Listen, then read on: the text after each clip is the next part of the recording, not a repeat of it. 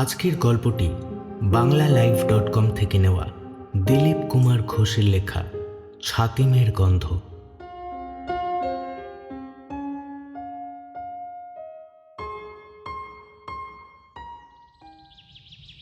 রিমিদের বাড়ির সামনে একটা বড় ছাতিম গাছ ছিল। আলাদা করে গাছটা কোনোদিন আমার চোখে পড়তো না, কিন্তু মাঠে ঘাটে জলাজমিতে পাঁচিলের পাশে যখন সাদা কাশফুল ফুটে উঠত, রিমিদের বাড়ির কাছে সন্ধ্যাবেলায় এলেই ছাতিমের ভুরভুরে গন্ধটা পেতাম। আর তখনই প্রত্যেক বছর আলাদা করে মনে পড়ে যেত ছাতিম গাছটাকে। ছাতিমের গন্ধ পেলেই আমার মন খারাপ করত। কি কারণে করতো জানি না। আমার জীবনের দারিদ্র্য, তুচ্ছতা, ব্যর্থতা, ফ্যান্টাসি, পাপবোধ সব মিলেমিশে যেন ছাতিম ফুলের গন্ধে মিশে থাকত।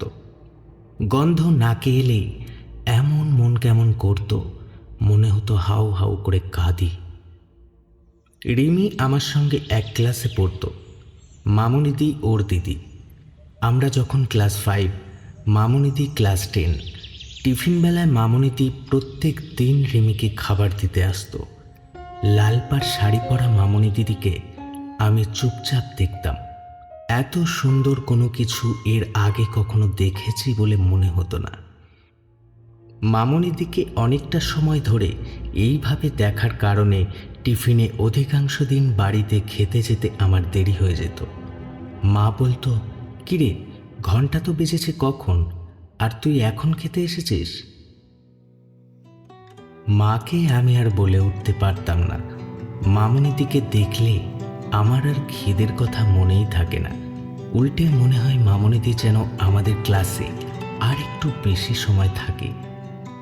মামুনিদি ক্লাস ছেড়ে চলে গেলে কিছুক্ষণ আমার আর কিছুই ভালো লাগতো না। আমি দরজার সামনে এসে দাঁড়াতাম, দেখতাম মাঠ দিয়ে ধীরে ধীরে নিজের ক্লাসের দিকে হেঁটে চলে যাওয়া মামুনিদিকে। যখন আর দেখতে পেতাম না, তখন আমার কেমন চোখ জ্বালা করে উঠত। আস্তে আস্তে পা বাড়াতাম বাড়ির পথে। তারপর আমার মধ্যে কি যেন হতো, আমি দৌড়তে থাকতাম বাড়ির দিকে।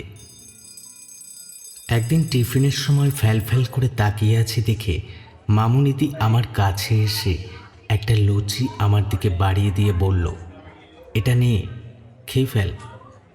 আমি লজ্জায় মাথা নিচু করে ফেললাম। মামুনিদি 2-3 বার বলা সত্ত্বেও আমার মাথা আর উঁচু হলো না। তখন মামুনি দিদি আমার থুতনিটা ধরে মুখটা তুলে ধরে আলু ভাজা মোড়া লুচিটা মুখে গুজে দিতে দিতে বলতো, কি লাজুক ছেলে রে বাবা। ক্লাস 6-এ উঠে মামুনিদিকে আর স্কুলে দেখতে পেলাম না। ইতিমধ্যে কেমন করে জানি না রিমির সঙ্গে আমার বেশ বন্ধুত্ব তৈরি হয়েছিল। কিন্তু রিমির সাথে যতই বন্ধুত্ব হোক আর মামুনিদিকে দেখার জন্য যতই রিমিদের বাড়িতে যেতে ইচ্ছে করুক, লজ্জা সংকোচ দূরে ঠেলে আমার আর কিছুতেই ওদের বাড়িতে যাওয়া হয়ে উঠত না। মাঝে মাঝে আমি বেপরোয়া হয়ে রিমিকে মামুনি দিদির কথা জিজ্ঞেস করতাম। আমার খুব জানতে ইচ্ছে করত মামুনি দিদি আমার কথা রিমির কাছ থেকে কখনো জানতে চায় কিনা। সে কথা আমি অবশ্য লজ্জার মাথা খেয়ে ভুলেও কখনো জানতে চাইতাম না। ক্লাস 6-এ পড়ার সময় রিমিদের বাড়ির সামনে জীবনে প্রথম ছাতিমের গন্ধ পেলাম। পুজোর কিছুদিন আগে কাশফুল হাতে নিয়ে সন্ধে হওয়ার মুখে পরেশের সাইকেলের সামনে বসে ফিরছিলাম। রিমিদের বাড়ির সামনে এসে হঠাৎ ওদের রাস্তার ধারের ঘরের বড় জানলার দিকে তাকালাম। পরেশ বলল, কিরে, রিমিকে খুঁজছিস নাকি? আমি বললাম, ধ্যাত। অবশ্য জানলায় আমি যাকে খুঁজছিলাম তাকে প্রায় 3 মাস পর সত্যি সত্যি দেখতে পেলাম। মামুনিদিকে আমি শেষ দেখেছিলাম মাধ্যমিকের রেজাল্ট নিতে স্কুলে আসার দিন। তারপর আবার এই দেখা। জানলার ছিটকিনিতে আয়না আটকে মামুনিদির চুল আঁচড়াচ্ছিল, সেদিকে তাকিয়ে আমি চোখ ফেরাতে পারলাম না। আর ঠিক সেই সময়ে আমার নাকে এসে লাগলো এক একটা অদ্ভুত মাদকতাময় গন্ধ। পরেশ বলল ছাতিম ফুটেছে। ছাতিমের গন্ধে আমার মাথা ধরে যায়। আমি আর ওকে বললাম না, মাথা ধরলে কি হবে, এই ছাতিমের গন্ধ কিন্তু আমি আর জীবনে ভুলতে পারবো না। কিছুদিন পর নবমীর সন্ধ্যাবেলায় মনসাতলা বারোয়ারির দুর্গামণ্ডপে হঠাৎ আমার চোখ চলে গেল ঠাকুর দেখতে আসা বিশেষ একজনের দিকে। আরে, মামুনিদি না? মামুনিদিকে দেখেই আমার কেমন ঘোর লেগে গেল। আশেপাশে কোনো ছাতিম গাছ না থাকলেও আমার নাকে ভেসে এলো ছাতিমের গন্ধ। নাকে নয়, মনে হয় মস্তিষ্কে। গন্ধটা মাথা থেকে কেমন বুকে নেমে এলো। ছাতিমের গন্ধ বুকে ভরে আমি ঘোরের মধ্যে একটু একটু করে এগিয়ে যেতে লাগলাম ছাতিম গন্ধের দিকে। দেখ গুলে, সমীর কেমন রিমিকে দেখতে পেয়ে এগিয়ে যাচ্ছে। নাড়ুর গলা কানে যেতে আমার ঘোর কেটে গেল। খেয়াল পড়তেই অবাক হয়ে গেলাম, আমি প্রায় রিমির কাছে পৌঁছে গেছি, অথচ এতক্ষণ আমার খেয়ালই ছিল না মামুনিদির সঙ্গে রিমিও আছে।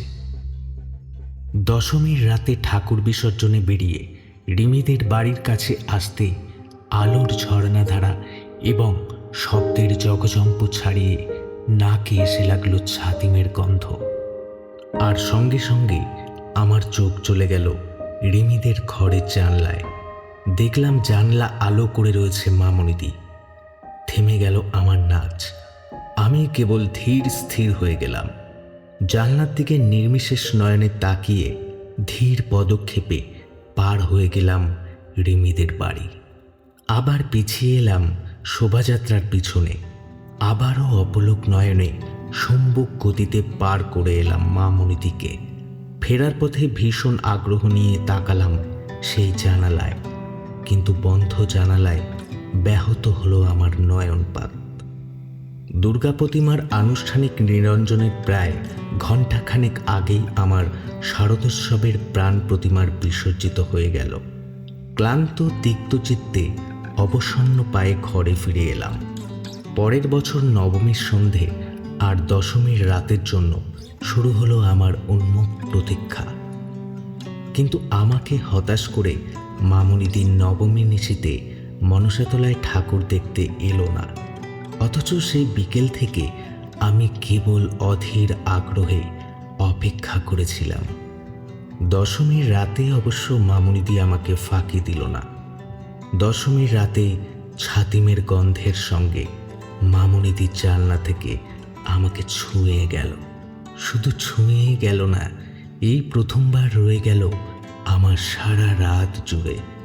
আর আমার এই প্রথম মনে হলো আমি আর বাচ্চা নেই, বড় হয়ে গেছি। এরপর থেকে বিয়ে হওয়ার আগে পর্যন্ত আরও 5টা দুর্গাপুজোর দশমীর রাত মামুনিদির জানলায় মিনিট তিনেক মুখ দেখিয়ে নিজের শয্যায় কাটালেও আমার মামুনিদিকে সারা রাত জুড়ে অনুভব করতে এতটুকু অসুবিধা হয়নি। এর ফাঁকে প্রয়োজনে কয়েকবার রিমির কাছে গেছি, কিন্তু অপেক্ষা করে থেকেছি মামুনিদির। কখনো অপেক্ষা মিটেছে, বেশিরভাগ দিন অবশ্য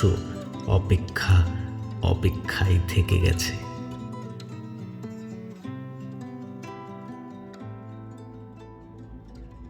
কলেজে ফার্স্ট ইয়ারের ক্লাস তখনও শুরু হয়নি। রিমির মুখে মামুনিদির বিয়ের কথা শুনলাম। জানলাম মামুনিদির বিয়ে ইংরেজির প্রফেসর সৌমেন বসুর সঙ্গে। শুনে চমকে উঠলাম। আরে, এই সৌমেনবাবুর কাছেই পড়তে যাব বলে 2-3 দিন আগে দেখা করে এসেছি। রিমি আরও কয়েকজন বন্ধুর সঙ্গে আমাকেও নিমন্ত্রণ করল মামুনিদির বিয়েতে। কিন্তু মামুনিদির বিয়ের রাতে সন্ধ্যা থেকে রাত প্রায় 12টা পর্যন্ত রেল লাইনের ধারে স্টেশন থেকে বেশ কিছুটা তফাতে আমি একা বসে রইলাম। মাঝখানে শ্রাবণধারা এসে আপাত মস্তক ভিজিয়ে দিয়ে গেল আমাকে। সেই বাড়িধারায় আমার চোখের জলও বোধহয় মিশে গিয়েছিল। বোধহয় বলছি, কারণ সেই রাতে আমার কি যে হচ্ছিল আমি নিজেই বুঝতে পারছিলাম না। শুধু মনে আছে আগা 5 তলা ফ্রিজে সপসপের জামা প্যান্ট পরে যখন 12টার পর বাড়ি ফিরলাম, মা একটাও কথা না বলে শুধু করুণার চোখে একবার তাকালো আমার দিকে। যাওয়ার সময় মাকে আমি বলে গিয়েছিলাম রিমির দিদির বিয়েতে যাচ্ছি। মামনির দিকে কেন্দ্র করে আমার এই আকর্ষণ, উন্মাদনা, সুগভীর প্রেমানুভূতি স্বাভাবিক কিনা সেই প্রশ্ন আমাকে ক্রমশ জর্জরিত করেছিল। বিশেষ করে মামনিদির বর সৌমেনবাবুর প্রতি আমার এক অদ্ভুত ঈর্ষা তৈরি হয়েছে দেখে আমি নিজেই অবাক হয়ে গেলাম।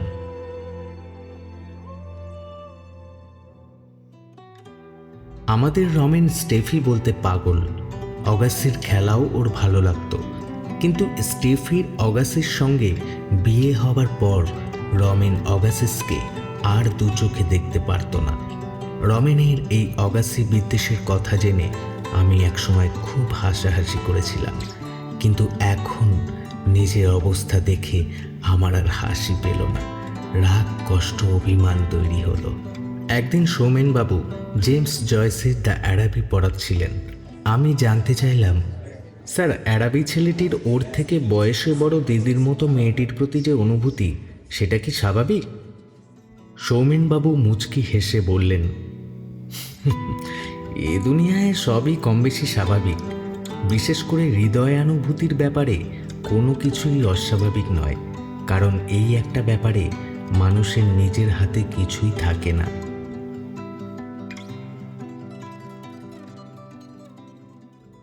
কিন্তু তাহলে যা স্বাভাবিক, সেই কথাটা আমি একবারও নিজের কাছেই মুখ ফুটে জোরালো দাবির মতো করে কেন তুলে ধরতে পারি না?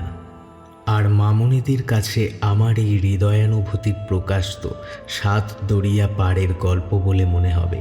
এ জন্ম কেন, সে কথা নিজের মুখেই মামনিদিকে জানাতে কত জন্ম যে অপেক্ষা করতে হবে কে জানে। সেকেন্ড ইয়ারে পড়ার সময় জানতে পারলাম মামনিদির মেয়ে হয়েছে। আমার পক্ষে আর নিজেকে সামলানো সম্ভব হলো না। দুম করে সিদ্ধান্ত নিয়ে ফেললাম স্যারের কাছে আর পড়বই না, কারণ ওকে আর কোনোভাবেই আমার পক্ষে সহ্য করা সম্ভব হচ্ছিল না। দীর্ঘদিন আমি আর মনসতলার দুর্গা প্রতিমার নিরঞ্জনের শোভাযাত্রায় বেরোই না। কেন বেরোবো? ছাতিমের গন্ধ নিয়ে কেউ তো আর আমার বিজয়া দশমীকে আগমনীর ঘ্রাণে ভরিয়ে দেওয়ার জন্য কোথাও দণ্ডায় আমার নেই। বছর 15 পরে একবার আবার বেরোলাম প্রতিমা বিসর্জনের শোভাযাত্রায় সবুজের সঙ্গে। হঠাৎ খেয়াল করলাম নাচতে নাচতে সবুজ মুখ তুলে এক দৃষ্টে রাস্তার ধারে একটু উঁচুতে তাকিয়ে রয়েছে। ওর দৃষ্টি অনুসরণ করে আমিও তাকালাম, আর তাকিয়ে আপাদমস্তক চমকে উঠলাম। এ কি দেখছি আমি? ঠিক দেখছি তো? সময় যেন পৌঁছিয়ে গেছে। জানলায় এ কাকে দেখছি আমি? এ তো 25 বছর আগের মামনিদি। কিন্তু এ মামনিদি বা হয় কি করে? মামনিদি তো এখন 40 ঊর্ধ্ব মহিলা। তাহলে এ কিশোরী কে? জানলায় মামনিদির প্রতিরূপে পাশে থাকা রিমিকে যথারীতি খেয়াল করিনি। খেয়াল করলাম রিমি আমাকে হাত নেড়ে ডাকছে দেখে। আমি জানলার দিকে এগিয়ে গেলাম। পায়ে পায়ে সবুজও সেদিকেই এগোলো। রিমি বলল, সমীর, এটা তোর ছেলে নিশ্চয়ই? একদম বাবার মুখ বসানো। আমি হেসে ঘাড় নাড়লাম। জানতে চাইলাম, কেমন আছিস রিমি? রিমি জানালো, ভালো। আমি রিমিকে আসছি বলে চলে আসতে গিয়ে খেয়াল করলাম সবুজ একভাবে জানলায় রিমির পাশের কিশোরীর দিকে তাকিয়ে আছে। রিমিও দেখলাম সেটা খেয়াল করেছে। অস্বস্তি এড়াতে আমি রিমিকে জিজ্ঞাসা করলাম, তোর পাশে এটা কে? রিমি মজা করে বলল, তোর ফেভারিটকে তুই চিনতে পারছিস না?